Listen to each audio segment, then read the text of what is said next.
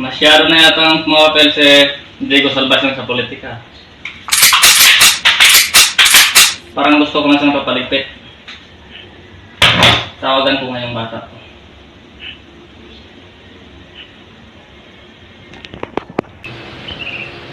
Hello, Musang.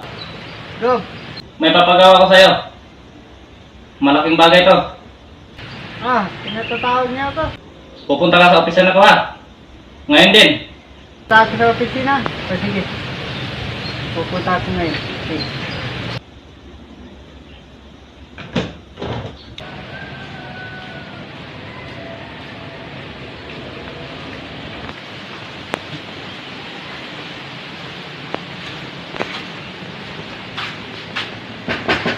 Go. Sino yan? Sino yan?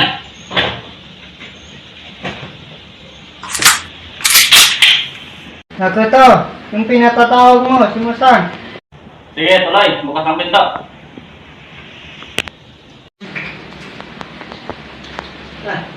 Go. Anong natin?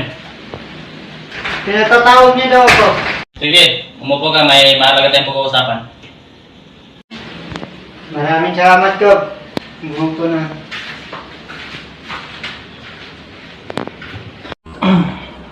Alam mo ba? Yung hayop na Diego Salvacion na yan, lahat ng mga negosyo ko sa Cebu, pinakaalaman niya. Kaya, hindi na siguro obvious sa'yo na pinapatawag kita dito. Gusto ko, manigarla mo muna. Iligpit mo siya para tuloy ang panalo ko. Kasi pag oras na nanalo ako sa eleksyon ito, ikaw ang kauna-unahang hippie ng Santa Marcela. Maasahan niya talaga ako, Gob. Gagawin ko yan. Pero kinakailangan ko talagang proteksyon. Baril, pera, at may paggalaw ko yung mga asset ko dun. Huwag kang mag-alala, Musang. Lahat ng yan ibibigay ko sa'yo. Ito ang baril. Ito ang bala.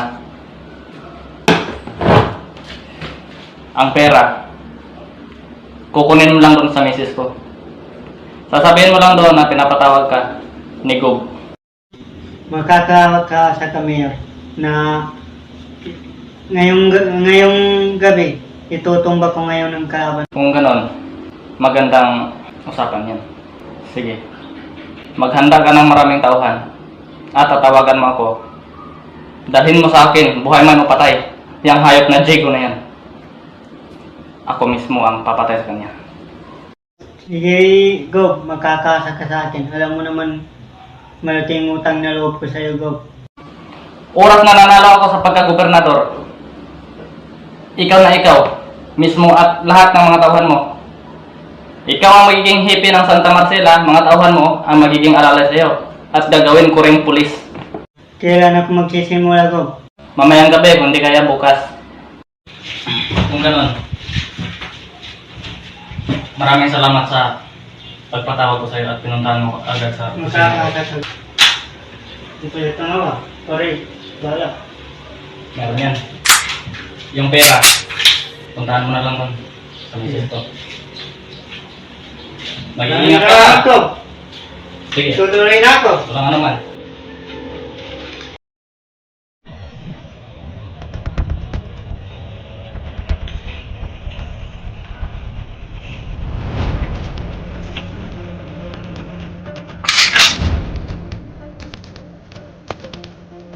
Mayor! Mayor! Ngayon pa lang mamamatay ka na.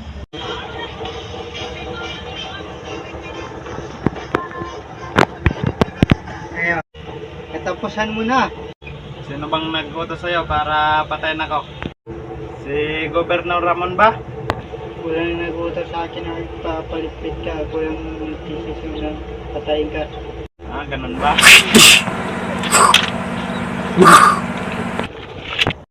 Kasal ka na.